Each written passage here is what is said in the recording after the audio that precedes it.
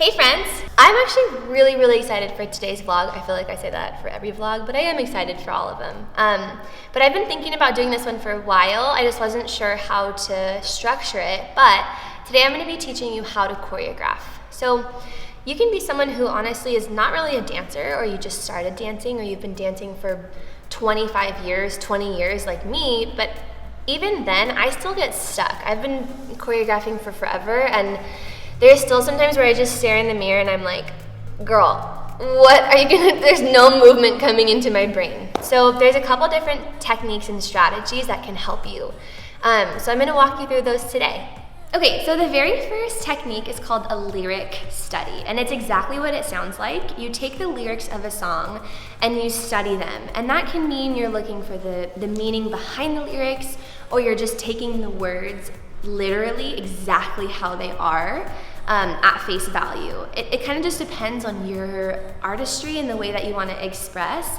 But I thought we could look at Go Solo by Tom Rosenthal, who I'm obsessed with. Shout out Tom. But seriously, his music is beautiful, and I used it for my August video with my dancer Kylene.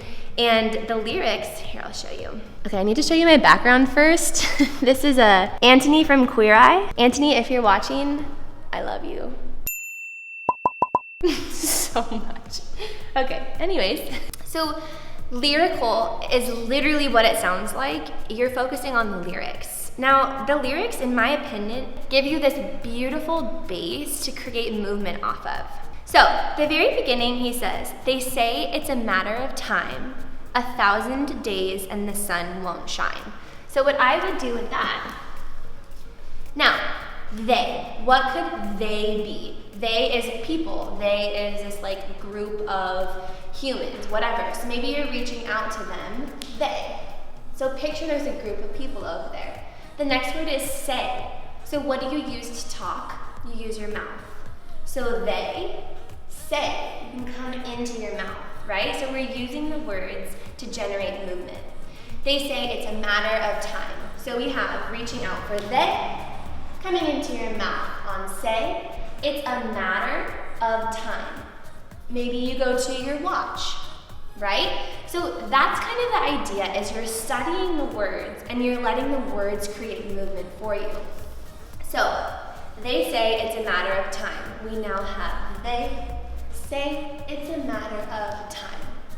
1,000 days. So 1,000 is a big number, right, Bray? Oh yeah. Right. A big number, so maybe you want to reach, and it's a huge, big movement. Does that make sense, guys? So you're interpreting these words, right? They say it's a matter of time. 1,000 days. Maybe you're in like, I know it's days as in like days, weeks, months, but maybe it's like you're in a hazy daisy, so you start to get maybe dizzy. They say it's a matter of time. 1,000 days, you're a little bit dizzy, and the sun won't shine. So, sun, light, right? We'll go big. So I'm kind of making the sun with my arms, okay? Oh my gosh, what do we have so far? Okay, they say it's a matter of time, 1,000 days, and the sun, what are the words, Tom? He says, won't shine. So we'll go, okay, won't shine is kind of like you're in the dark, right? If the light's not shining, then it's probably dark around you.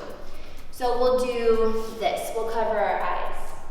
And look at that, you already have a whole phrase of movement just off of this one line of music.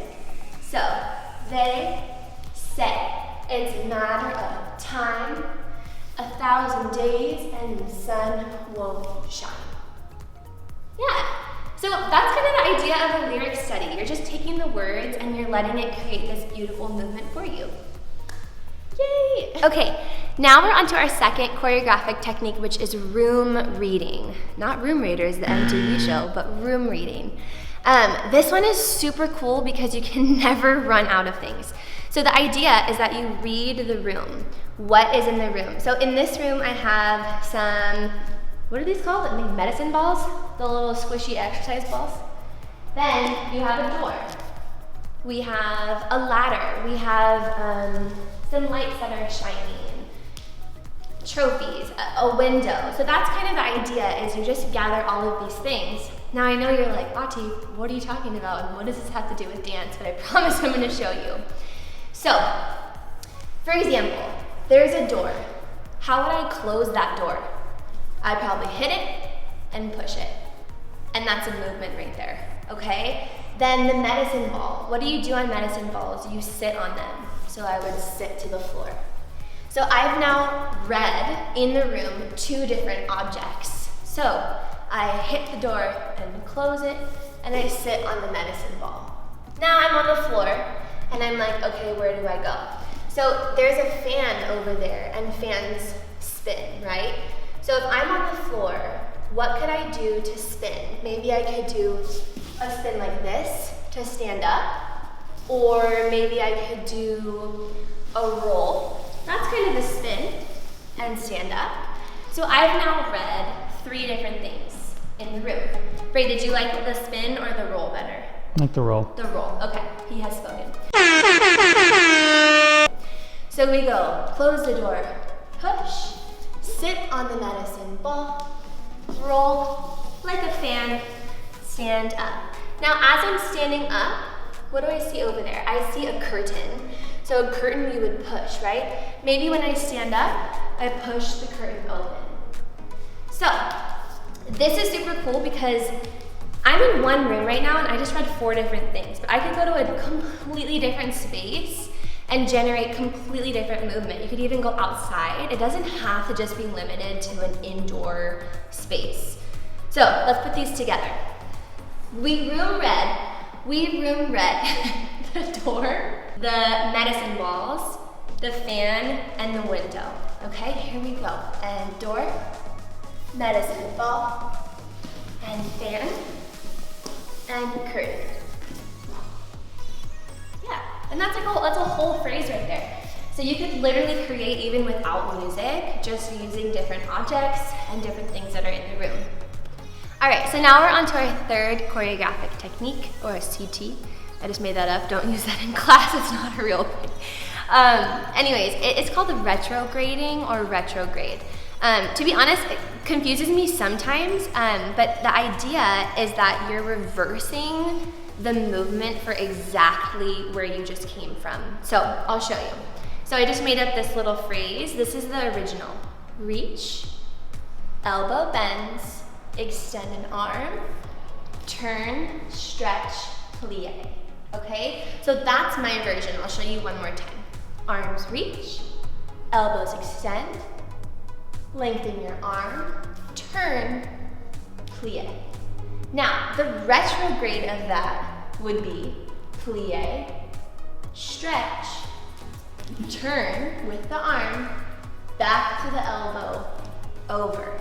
So you're essentially reversing what you just did. Now this is super cool because it can create this really beautiful through line, this through thread throughout your dance. So if I'm in this big, beautiful group piece and I have my original phrase in, a little bit later in the dance, I could do the retrograde. And it's not gonna look the exact same, but it would have some sort of mirroring of that original movement you had in. So it creates cohesion throughout the whole piece. So I'll show you one more time. Here's my original. Reach, elbow, arm, turn, plie. Now the retrograde is plie, stretch, arm, elbow, push down. Now another idea is to have, if you have maybe 2 or 3 dancers, have one of the dancers do the original, whatever your original choreo is, and have the other dancer do the retrograde of it. So it looks similar, but it still looks really different. So this is when you're kind of like, oh my gosh, I can't think of anything, but I want something that would still blend into the piece I already have. Retrograding comes in handy. So that's another idea. Hello, who am I today? Okay, we are doing the 4th technique, and the 4th technique is texture and imagery. So this is kind of, you really have to use your imagination and you can't be afraid to look kind of dorky or to just work through some weird movement. So texture is like if something is prickly or maybe something is really smooth. Imagery is you're creating images or pictures, like you're dancing in a cloud. So how would you move if you were dancing through the air? Or maybe you're really cold. There's snow around you and you're shivering. So that's kind of the idea of texture and imagery. So I'll show you a couple, because I know it's kind of an abstract concept. So I used prickly, right? It's like when you haven't shaved for a couple of weeks, ladies. Prickly, right? So you wouldn't just put your hands down on a cactus. It would be like, ooh, that's sharp, that's hurting me, right? Or maybe you hit your elbow on it and you come back. So things are sharp that way. Another texture is smooth. So if something is soft, you probably just want to graze on it and it probably feels good on your skin, so it's soft, right? And then you can combine those. So you have your prickly into your soft. Okay, so that's kind of the texture idea. The other one was imagery, right? So there are no rights and wrongs with choreographing, and I think that's the coolest thing. It's your style, it's your artistry, so don't be afraid to kind of push your limits and just go for it. There's one that I love to do, and I like to have my dancers come from the bar forward, and I have them pretend that they're underwater, okay? So when you're underwater, like you're in a pool or the ocean, you want to think about the temperature. You want to think about, are there fish swimming around you? Like, are you freaked out? You want to think about the weight that water has on your body, right? You can't just move around the ocean like this, and if you can, that's really cool. But usually it's a little bit more heavy, right? So, imagery. I'm underwater, I'm in a pool, there's weight on me, maybe I'm cold, maybe I sink to the bottom, but then come back up because I want to live. Look out of the water, feel the sun. So it's a little bit more gooey, right? So let's go through that again. I feel the weight of the water, I'm a little cold, I sink to the bottom of the water, come out of the top, and look at the sun. So you can see how you're already creating really cool movement that way. So we can combine some of it. So we have our prickly texture into a soft texture, into our water, and we're now at the bottom, and we come up in the sun, and then maybe we're cold at the end. Yeah, so that one's really fun because you can there's no limits with your imagination. So that's our fourth and final one. Okay guys, I hope that those were helpful. I know how frustrating it can be when you're in the studio or in your living room and you're like, I don't know what to do. So these are the kinds of techniques that can help you get out of that choreographic or choreographer's block. Okay, so something exciting that we're gonna do is if you create movement using these techniques and you post it on your Instagram story, tag me, which is at Miss Auti, and I'll take a look and I'm gonna repost some of my favorites. So I'm really excited and I would love to see what you guys create using these ideas. So remember that we have a new dance vlog every single Wednesday and a new choreography video the last Friday of each month. Love you guys, thank you so much for watching, and I'll see you next week.